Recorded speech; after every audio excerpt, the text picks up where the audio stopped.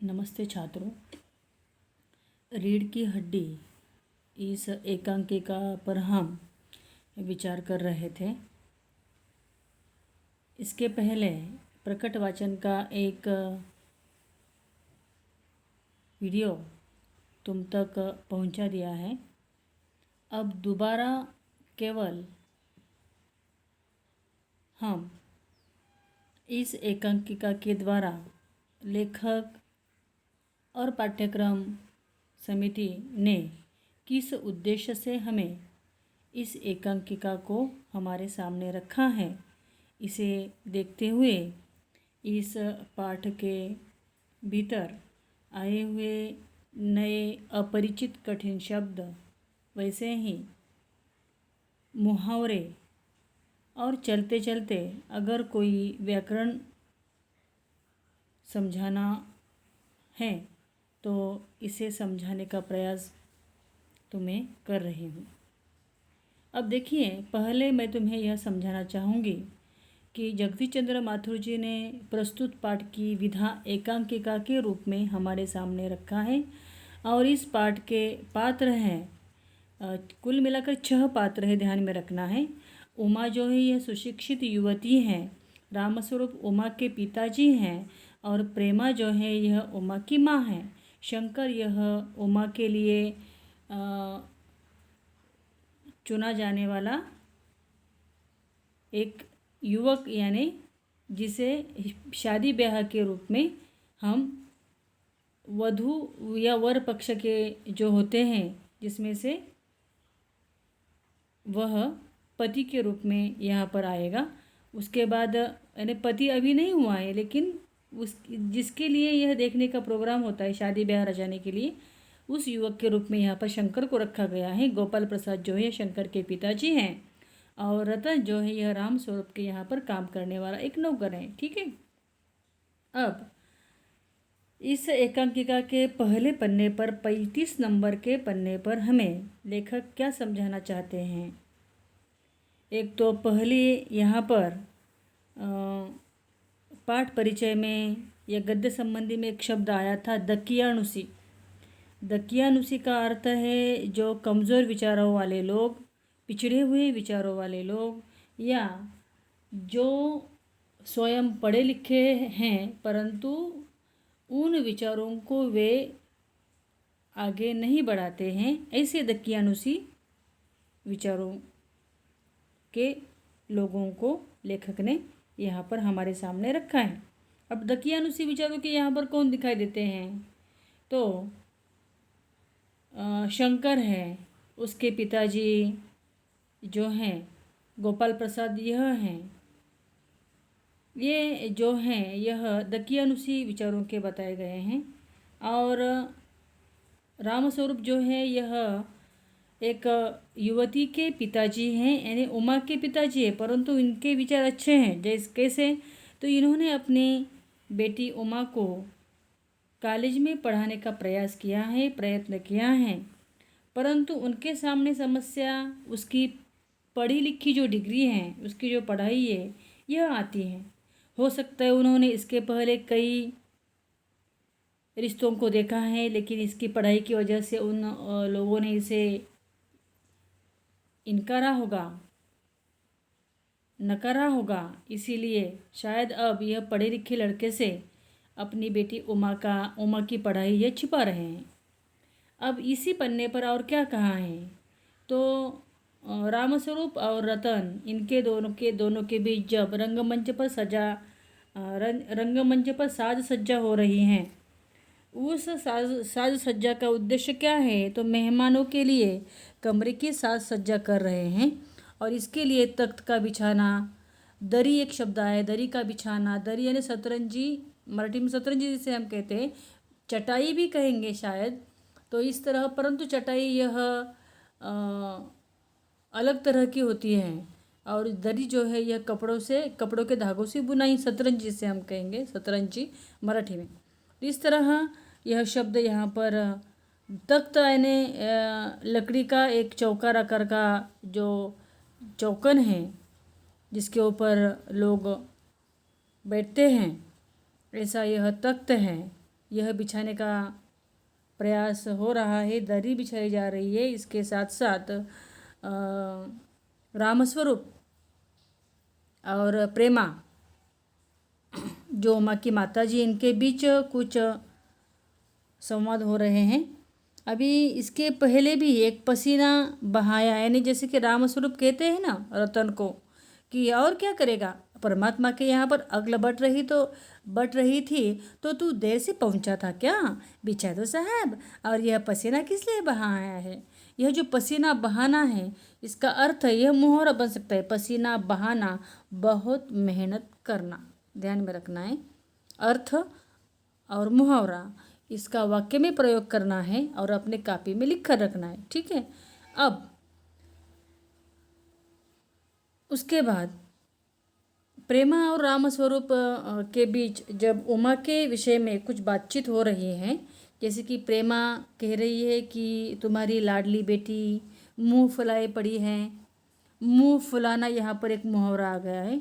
मुंह फुलाना का अर्थ है, मुंह फुलाना इसका अर्थ है नाराज होना। अब यह क्या है, मुंह फुलाने का अर्थ यहाँ पर क्या बताया जाएगा, तो नाराज होना है। यह नाराज है, निराश है। क्यों निराश है पता नहीं, अभी हम वह आगे देखने ही वाले हैं उसका कारण क्या है। उसके बाद यहाँ पर फिर यह रामस्वरूप क्या कहते हैं, देखिए रामस्वरूप का संवाद यहाँ पर महत्वपूर्ण है इसी पन्ने पर कि उमा को कहें, हाँ उमा को कहें कि ज़रा करीने से आए। अभी करीने से आए, करीने का अर्थ क्या है, ढंग से आए।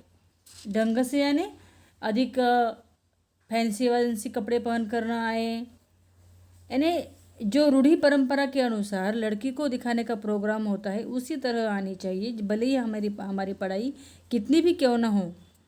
तो इस तरह करीने से आने के लिए उसे कहा है। और यह सुनकर फिर प्रेमा जो है लड़की की माताजी वह कहती हैं कि क्यों, ऐसा क्यों है।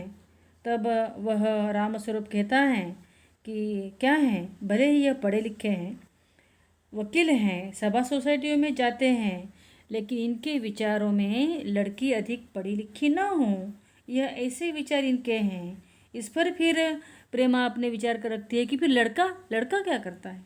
तब वह यहाँ पर लड़के का परिचय कर देता है कि यह मेडिकल कॉलेज में पढ़ता है और मेडिकल कॉलेज की पढ़ाई और शादी, इन दोनों में यह दोनों अलग अलग अर्थ रखते हैं। शादी का अर्थ आजकल तो सभी जानते हैं, शादी का अर्थ है ब्याह, विवाह, जिसे हम विवाह भी कहेंगे, ठीक है। इस पन्ने के ऊपर इतनी बातें हैं। अब आगे वाले पन्ने पर क्या कहा है, आगे वाले पन्ने पर यहाँ पर कहते हुए उन्होंने क्या समझा है, देखिए। तो पन्ना पलटते हमें यह बात यहाँ पर समझ में आती है कि रूढ़ी परंपरा के अनुसार वे लोग लड़की के घर आए हुए हैं, लड़की को भी देखना है और शायद घर को भी देखना होगा। इस उद्देश्य से घर को सजाया गया है। और फिर पूछताछ होती है, बातचीत होती है कि तुम्हें शायद घर ढूंढने में तकलीफ हुई होगी, आदि आदि इस तरह की समस्याएं आ जाती हैं। कौन कौन सी समस्याएं आई हैं। और फिर छुट्टियों के बारे में भी चर्चा होती है कि छुट्टियां कब तक हैं और कितने दिनों का कोर्स है, आदि विषयों पर चर्चा करते करते यहाँ पर एक बात और समझ में आती है कि यह लड़का कहता है कहते कहते कि अभी साल 2 साल, यानी 1 साल उसका रह गया होगा तो वह 2 साल का यहाँ पर जिक्र करता है। और इस जिक्र के द्वारा फिर साल 2 साल दोबारा दोहराया जाने के बाद रामस्वरूप कहते हैं साल 2 साल कहने के बाद फिर वह जो शंकर हैं वह स्वयं कहता है कि 1 आध साल का मार्जिन तो रखता हूँ। मार्जिन यानी अंतर की डिग्री पूरी होने तक अगर कोई समस्या आई तो इसके लिए फिर एक एक्स्ट्रा साल वह दे देता है, इसके लिए कहा है यहाँ पर मार्जिन। वैसे मार्जिन का अर्थ व्यवहारिक दृष्टि से अलग है, भिन्न है, परंतु यहाँ पर इस पाठ में हमें मार्जिन का अर्थ अंतर के रूप में ही लेना है, ठीक है। तो इस तरह इस पन्ने पर आधे पन्ने तक हमने अभी कौन कौन सी बातें हैं यह देखी हैं। फिर वह सीधा जाते हैं बिजनेस इस शब्द से मुख्य विषय पर। अभी शादी ब्याह के लिए तय करने के लिए आए हुए हैं और बिजनेस के बाद यानी वास्तविकता बिजनेस यानी कोई सचमुच कोई व्यापार वगैरह नहीं है। तो बिजनेस का अर्थ तुम्हें भी पता होगा। तो यहाँ पर शादी ब्याह के अवसर पर जो दहेज हैं, इस दहेज के विषय में यहाँ पर बिजनेस शब्द का प्रयोग किया है। तो बिजनेस शब्द का प्रयोग करने पर बेचारे रामस्वरूप लड़की के पिता जो हैं यह चौंक पड़ते हैं। फिर भी वह दोहराते हैं बिजनेस। यह बात सुनते हैं वह फिर कुछ विषय को लेकर उनके लिए कुछ खाने पीने की व्यवस्था करते हैं और इसके लिए वे जब नाश्ते की तैयारी करने के लिए कहा जाता है तब वे कहते हैं, यानी कौन, लड़के के पिताजी गोपाल प्रसाद, यह आप तकल्लुफ़ क्यों करते हैं। तकल्लुफ़ का अर्थ है एक अतिथियों का सम्मान करना तथा तकलीफ़ उठाना, जिसे हम शिष्टाचार भी कहेंगे। इस तरह यह तुम क्यों कर रहे हो इतनी सारी बातें। तब यह शंकर हैं वह गोपाल रामस्वरूप जो ये कहते हैं कि ऐसी कोई बात नहीं है, इतना सा तो है। फिर जब यह अंदर जाते हैं नाश्ते की तैयारी के लिए या कुछ कहने के लिए, तब वास्तव मुख्य विषय जो है हमारा एकांकिका का जो नाम है इसकी ओर जाएंगे।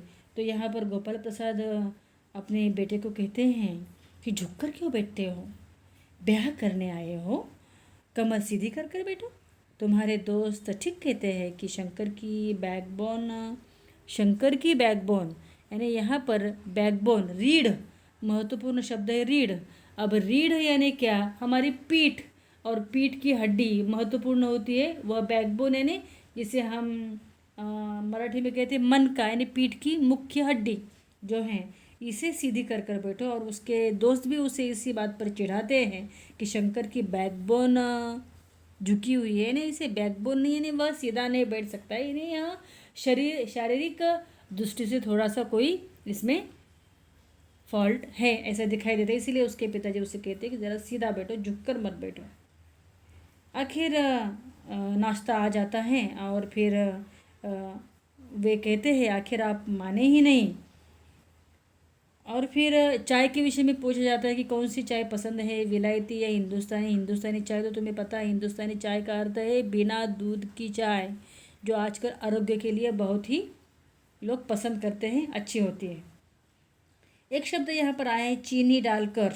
चीनी यानी शक्कर, शुगर।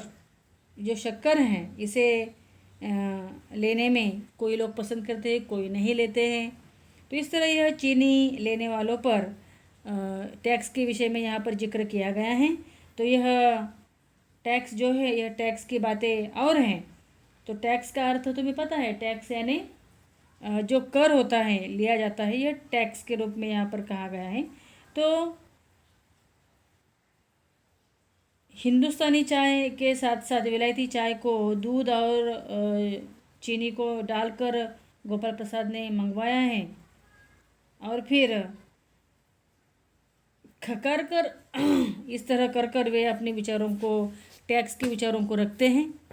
इस तरह के इस पन्ने की जो शब्द थे, जो कठिन शब्द, नए शब्द आए हुए थे, उन शब्दों को अभी हमने देखा है और इनके विचारों को भी यहाँ पर शॉर्टकट में क्यों ना हो देखा है। अब हम आगे वाले पन्ने की ओर जाएंगे, जिसमें क्या कहना चाहते हैं गोपाल प्रसाद, रामस्वरूप, शंकर, इनमें क्या बातचीत होती है इन तीनों में। तो यहाँ पर चाय लेते हुए बातें, अतिथियों का सम्मान चाय को देकर होने के बाद बात आ पड़ती है खूबसूरती पर। अभी आमदनी एक शब्द यहाँ पर आया है। आमदनी का अर्थ है उत्पन्न। तो यहाँ पर खूबसूरती पर टैक्स लगाया जाएगा। तो खूबसूरती का विषय यहाँ पर छेड़ा गया है। तो खूबसूरती का अर्थ क्या है, तो रामस्वरूप ने यहाँ पर स्पष्ट कहा है कि आजकल खूबसूरती का सवाल भी बेढब हो गया है। रामस्वरूप यानी लड़की के पिताजी, तो उस समय वे कहते हैं कि हमारे समय तो इस तरह का कोई सवाल उठता ही न था। तो यह गोपाल प्रसाद भी स्वीकार करते हैं, हाँ कभी नहीं। उसके बाद रामस्वरूप शंकर की ओर मुखातिब उनकी ओर मुंह करके, शंकर को नहीं लड़का है, लड़की को देखने के लिए आया हुआ। तो आपका क्या ख्याल है शंकर बाबू? तो शंकर बाबू किसी विचारों में खोए हुए, शायद इसीलिए वे कहते किस मामले में। तो खूबसूरती का यहाँ पर विषय चल रहा है, तो रामस्वरूप कहते हैं कि खूबसूरती का हिस्सा कितना होना चाहिए। तो बीच में ही इनकी बात को काटते हुए गोपाल प्रसाद जो हैं यह अपने विचारों को रखते हैं कि खूबसूरती का होना निहायत ज़रूरी है। अभी निहायत यानी निश्चित रूप में ज़रूरी है, आवश्यक है, परंतु इसके साथ साथ वे जन्म पत्र यानी जन्म कुंडली होती है ना, उस पर भी विश्वास रखते हैं। इसकी उन्होंने मांग की है, जिसे यहाँ पर जायचा कहा है, जायचा। तो अभी देखिए जन्म कुंडली है, खूबसूरती होगी, लड़की के विषय में उन्होंने जो आगे बातें बताई है, सिलाई पुताई सिलाई वगैरह जो बातें हैं यह इसने करनी चाहिए, ये विचार ही पिछड़े हुए लोगों के हैं। और इनके विचारों से गोपाल प्रसाद का चरित्र हमारे सामने यहाँ पर रखा गया है कि ये किस तरह के व्यक्ति हैं। तो आगे खूबसूरती के विषय को लेते लेते यहाँ पर जन्मपत्र का विषय यानी जायचे का विषय हुआ। उसके बाद गोपाल प्रसाद कहते हैं कि लड़कियों को अधिक पढ़ने की ज़रूरत नहीं है, बस केवल उसने सिलाई पुराई आदि बातें कर लेनी चाहिए।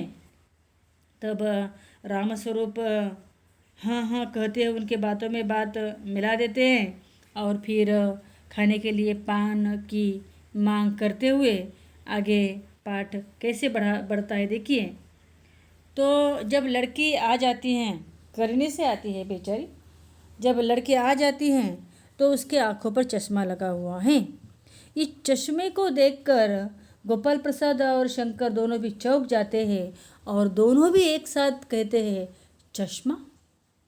तब बेचारे गोपाल रामस्वरूप कहते हैं जी यह वह तो क्या हुआ कि पिछले महीने में कुछ आंखें उसकी दुख रही थी, दर्द हो रहा था, इसीलिए कुछ दिनों के लिए डॉक्टर जी ने इसे आँखों पर ऐनक यानी चश्मा लगाने के लिए कहा था, इसीलिए लगा रही है। परंतु जिस बात का डर था गोपाल प्रसाद और शंकर को, उस बात को उन्होंने यहाँ पर साफ किया है। वह कौन सा है कि वह कहते हैं पढ़ाई वढ़ाई की वजह से तो नहीं है चश्मा। तो यहाँ पर भी यह बेचारे झूठ बोलते हैं लड़की के पिता रामस्वरूप, और नहीं यह कहते हुए वे आगे बढ़ते हैं। ठीक है, अब हम आगे वाली पन्ने पर जाएंगे। यहाँ पर वे क्या कहना चाहती है देखिए, स्पष्ट है थोड़ा सा, अपने किताब को हमें खोलना है और इस किताब के पन्ने को खोलकर ही हमें सारी बातें समझ कर लेनी है। थोड़ी सी गड़बड़ी हुई है, यहाँ पर सारे शब्द स्पष्ट नहीं दिखाई दे रहे हैं, तो समझ कर लेना है। तो यहाँ पर इस पन्ने पर पन्ना नंबर 38 पर वे क्या कहना चाहते हैं। तो चश्मे का कारण झूठ कहने पर यहाँ पर गोपाल प्रसाद संतुष्ट होकर कोमल स्वर में उस बेटी को बैठो बेटी कहकर उसे बैठने के लिए आग्रहित किया जाता है। परंतु रामस्वरूप उसे अपनी जगह बताते हैं कि उमा वहाँ बैठो अपने बाजे के पास। अब देखिए उमा वहाँ पर बैठ जाती हैं और यह लोग कितना निरीक्षण करते हैं लड़के का देखिए। कहते हैं कि चाल में कोई खराबी नहीं है, चेहरे पर भी छवि है, हाँ कुछ गाना बजाना सीखा है, प्रश्न पूछ रहे हैं। तब रामस्वरूप ही कुछ उत्तर देते हैं कि सीखे हैं, एक आध गीत वह सितार के साथ बजा लेती है। तो वह उसे आग्रह करते हैं गीत गाने के लिए, तो वह मेरे तो गिरधर गोपाल तुझो न कोई, ऐसा भजन वे गाती हैं, वह गाती हैं। और इस तरह का भजन गाने पर उस उमा की आँखें उस शंकर पर झेंपती हैं। वह आंखें मिल जाने पर गाते गाते एक साथ रुक जाती हैं। तब रामस्वरूप चौंक उठते हैं, क्या हुआ पूछा जाता है। फिर इस तरह के प्रश्नों को वह पहले ही पसंद नहीं करती है कि चाल में खराबी तो है नहीं, पढ़ी लिखी कितनी है, गाना बजाना आता होगा, सिलाई पुताई की होगी, ये सारे उसके यानी किसके उमा के नापसंद प्रश्न हैं। पेंटिंग वेंटिंग की बातें भी आगे पूछी जाती है तो वह उसके पिताजी कहते हैं पेंटिंग वेंटिंग भी करती है, जैसे कि यहाँ दीवार पर लटकी हुई जो प्रतिमा है यह उसी ने ही पेंटिंग की हुई है। उसके बाद वह कहते हैं कि जो शर्ट है मेरा शर्ट उसने ही सिलाया है। इस तरह की बातें वे कहते हुए कमीज़ जो है, कमीज़ कहाँ है, जैसे शर्ट को कमीज़ तो वह भी इसी ने सिलाया है। इस तरह वह उसे इनाम विनाम की भी बातें पूछते हैं, उससे चर्चा करते हैं, बातचीत होती है। और यह बेचारी उमा उसी तरह चुप हैं, परंतु रामस्वरूप खांसते हैं, लेकिन फिर भी उमा चुप ही हैं, कुछ बोलती नहीं है। तब रामस्वरूप कहते हैं जवाब दो उमा, यानी कुछ प्रश्न ऐसे पूछे इनाम विनाम के तो वो उसका उत्तर नहीं देती। तब वो कहते जवाब दो उमा। गोपाल प्रसाद जो हैं यह थोड़ी रुखी आवाज़ में, ज़रा इसे भी तो मुंह खोलना चाहिए, नहीं इसने भी बोलना चाहिए, इसकी आवाज़ भी उन्हें सुननी है। क्या शायद गूंगी है कि क्या, उन्हें शक है शायद भजन गाकर भी तो यह इसका पर्दाफाश करना चाहते, इसीलिए वे उससे कुछ बातचीत करने का आग्रह रखते हैं शायद। तो यहाँ पर रामस्वरूप उसे जवाब देने के लिए कहते हैं। तब वह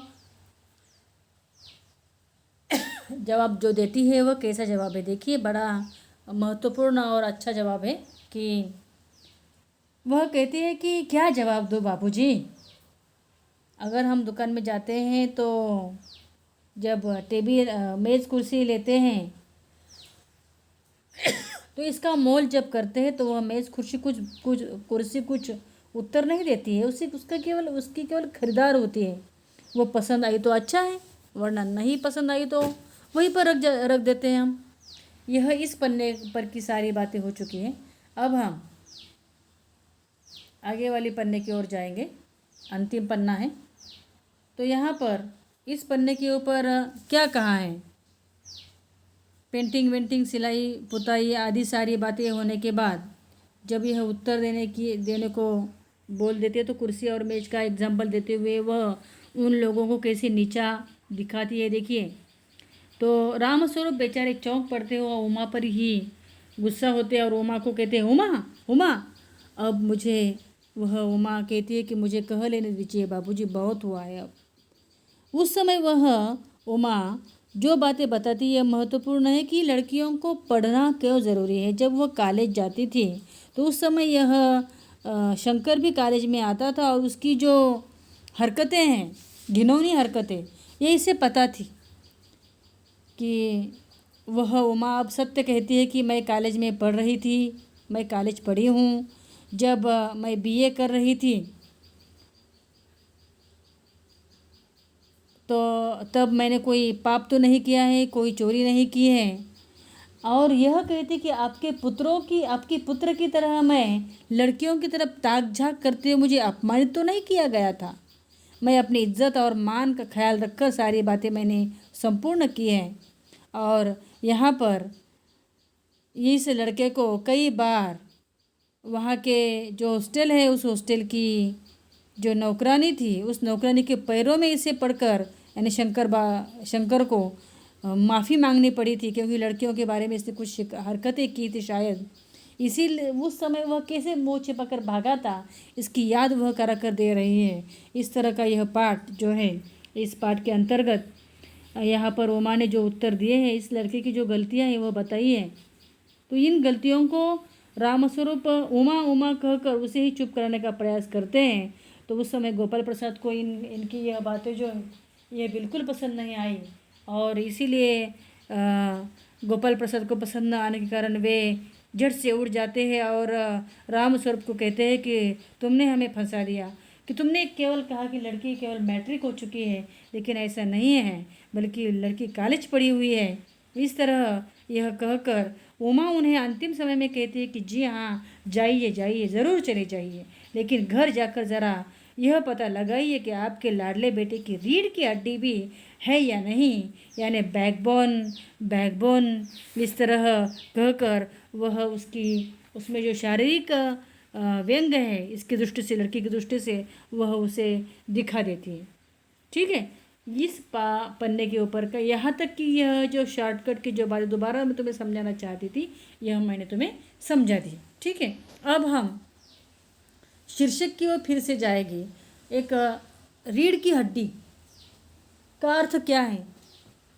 रीढ़ की हड्डी, रीढ़ और रीछ थोड़े यह शब्द एक समान दिखाई देते हैं, लेकिन इनका अर्थ अलग है। रीछ और रीढ़, रीढ़ यानी पीठ की हड्डी पीछे वाली, और रीछ का अर्थ है भालू।